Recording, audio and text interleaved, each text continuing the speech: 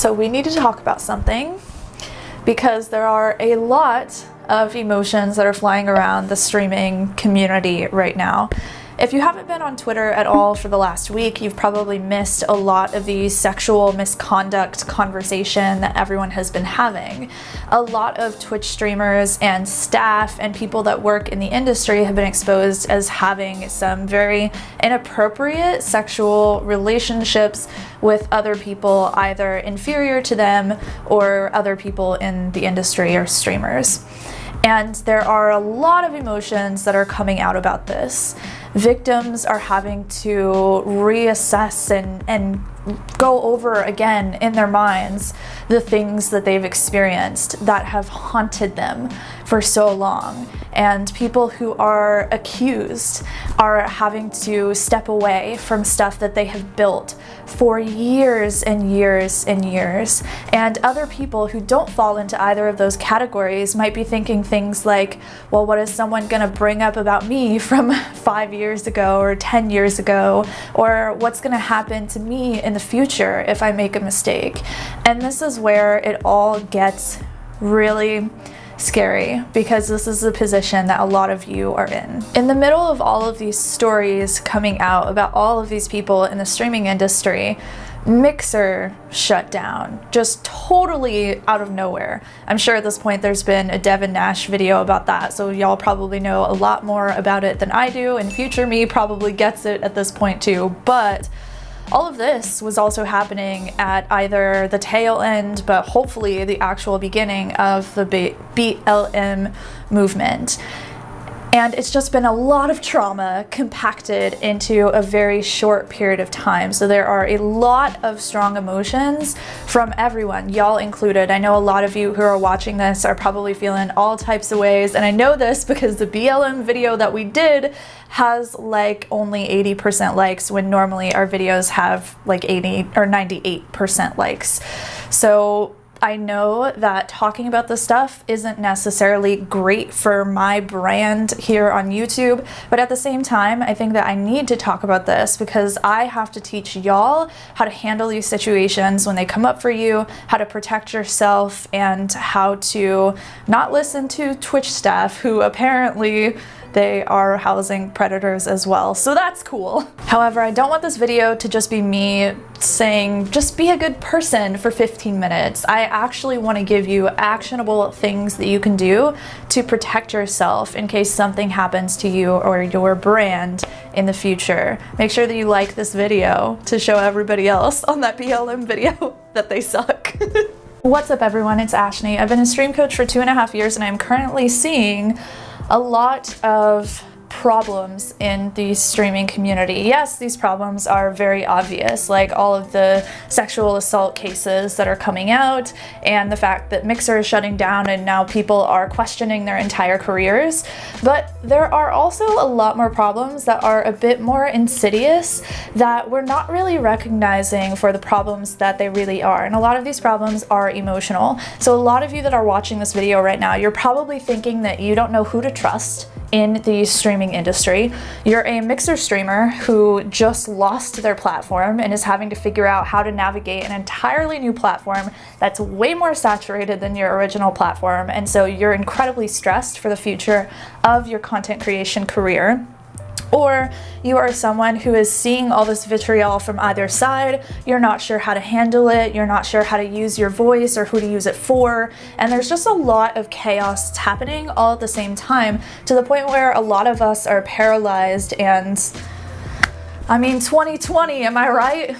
I think we're starting to see something that we really weren't expecting, or we didn't know to expect whenever we started making all of these careers out of content creation, and that is the fact that we're incredibly public with a lot of our lives. If you're a content creator, and especially if you've been one for a decade like Jenna Marbles, you've made some mistakes in your past, because no one is truly unproblematic, as she says in her recent video. And watching this video broke my heart, but it also was really enlightening about a lot of things, because it made me realize that y'all None of us are perfect, yet we are living by the expectation that because someone has an audience, that they are. I'm gonna tell you right now, if content creation is something that you love, streaming is something that you enjoy so much that you wanna do it long term, at some point you are going to make a potentially vile mistake that you could have to come to terms with in the future of your career. And that's really unsettling, to think that you could make such a massive mistake in front of a lot of people that could incite hate mobs against you that make you want to completely quit your entire career and make you lose the passion that you once had for the thing that you love so much. So what I want to do is kind of tell you a couple of things that you can do, things that I've done in my content creation business to protect myself in case anything does happen to me as a result of a mistake that I've made, or if I'm holding someone else accountable for their actions. This could also protect me from retribution from them as well. So let's go ahead and jump into it. And also, if you have any questions, you can come hang out with us at discord.gg/ashnichrist. All right, so the first thing is for everyone. I think at this point, every single streamer needs to think about an LLC for their business. This is for US-based streamers. Obviously, those of you who are outside of the country, you need to look into your country's equivalent of this. But essentially, in the past, I have said that it's not necessary for small streamers to LLC their business because the amount of tax savings that an LLC gives you is typically not enough to justify the amount of money that you actually spend on LLCing your streamer business. However, an LLC also gives you something that is super, super great for your future as a content creator, and that is it gives you liability protection. This means that if you say something or do something in your content creator brand in the future, that if someone were to take legal action against you, it would be against your content creator brand and not against your personal brand, which means that you are only able to be sued for the amount of assets and money and status and power essentially that your content creator brand has, and you retain everything that you have as a personal individual. Now, there are probably a lot of weird exemptions with this, and I am not a lawyer, so I don't know all of those. If you're a lawyer and you wanted to give us any caveats or asterisks next to this tip, please let us know down below in the comments. But for now, I definitely recommend that all of you consider an LLC. Now, LLCing your brand is great, but it still leaves you with this problem of if somebody sues your LLC and your brand, you could still potentially lose everything if something goes wrong. As a lot of Mixer streamers are seeing, as Vine people have seen in the past, as MySpace people have seen, RIP Top 8, a platform can disappear. You've heard diversify your content before, but at this point, I think it's really important that all of us think not just about our content, but also our social circles and the industries that we participate in. There's a really great YouTube video on this by, I believe it's the Improvement Pill. I'll leave a link for it down below, or do some B-roll or something. And essentially, this video talks about how human beings care so much about where they land in the social hierarchy within a specific group of people that they participate inside of. But if you have multiple groups of people that you participate inside of, you care less about your social standing in each individual one. And it's less likely that if problems occur in one social circle, then you still have the others that you can go to if those problems are happening, where you can get respite and relaxation and potentially even have people supporting you and kind of talking you off a ledge. The problem with this suggestion is that so many of us are so freaking overloaded at this point with how much work we have to do for our streamer brand that we just can't take on building a brand in an entirely separate industry. And maybe we can't even think of another industry that we truly care about enough to put all of the work into that other space. So I will say I can't say much, but there are some companies now that are in development that are going to help you diversify your content a lot more and make it a lot faster for you. So hopefully, if that does free up some of your time in the future, you could look to build yourself within a different industry as well. Even something as simple as maybe making a YouTube video a week in a different niche could potentially help you care less about your position within the streaming industry, which in turn is going to make sure that if something comes up in the future, you're gonna be okay. Now, I'm giving a lot of strategies here to protect yourself in the future, but by no means do I want you to think that I am telling you that it is okay to be a freaking jerk, because here are some strategies that are gonna prevent you from being hurt in case you hurt anybody else.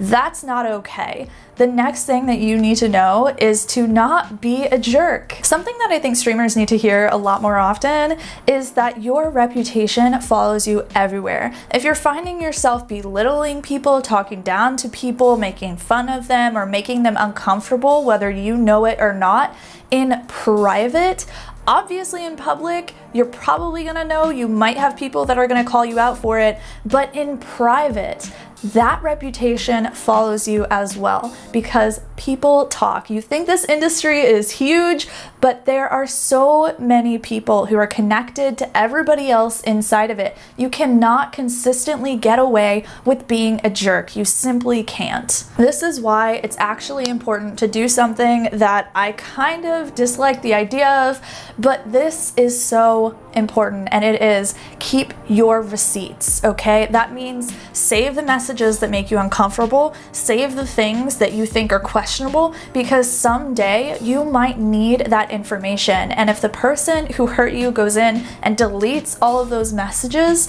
you need to have that depending on the action that you decide to take against them in the future, because you never know when you're gonna wanna take that action. Now, I think it's also really important that I say here that people can grow and change. As we saw in the Jenna Marbles video, I think that she did an incredible job of talking about how ashamed she was of her past and the things that she did that made her really uncomfortable now. And I know that I have a lot of those things as well. I've said some dumb stuff while I was streaming. You might have done the same thing unless you started streaming super recently and you are woke as heck. We make mistakes. Human beings are fallible. We suck sometimes, and part of being a content creator is owning up to those things when they do happen. But cancel culture can be a little problematic because we don't give people the space to learn and to grow. If you do make a mistake, yes, own up to it, but also people should give you the opportunity to be able to change through that. If that mistake was something that happened 10 years ago and now you're in a different position in life, I don't know that you should have to get rid of everything that you've built depending on the mistake. I don't know, let me know down in the comments. Some of this stuff I'm still not decided on. Now I want to say something specifically to Mixer streamers because I haven't really addressed y'all directly yet, and I haven't really talked a ton about Mixer and what's going on over there and how those streamers should best transition over to Twitch. I would love the idea of building like a move from Mixer to Twitch guide, but we haven't gotten there yet because, as I've said in previous videos, strategy is great, but if strategy comes before addressing the emotional struggles that you're going through, the strategy could end up being completely freaking useless for you. So if you are feeling upset at Mixer or overwhelmed or sad, all of that is totally freaking valid. I can't tell you how pissed I would be at Mixer right now, y'all. So let me tell you this, if you are a Twitch streamer, all of this stuff with these Mixer streamers, please just be accepting, welcoming, and opening, and let's not have any of this like, haha, yeah, you went over there just cause a ninja, because that ain't it. The Mixer community welcome Twitch streamers over to their home with completely freaking open arms and acceptance. The least that we can do is the same given the situation that they're going through. Listen, y'all, I'm gonna be honest with you. It's a really bad time to be a Twitch streamer. It just is. It kind of sucks right now. Like 2020 is comically bad, but 2020 is also the year where a lot of us stop taking crap from other people. We're standing up for people who have felt so powerless and been so voiceless for so long. We're changing things that have been so problematic in our communities for over a decade now. And I mean, that's a win in my book.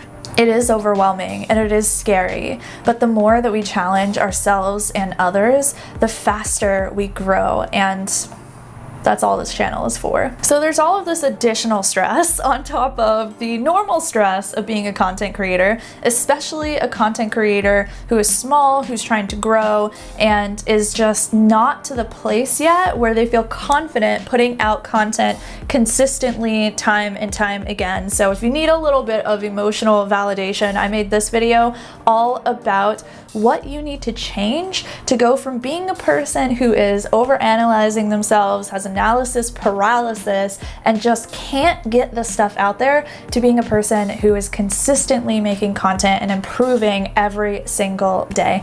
Go and check it out. I'll see you over there. Thanks for listening to my ramble.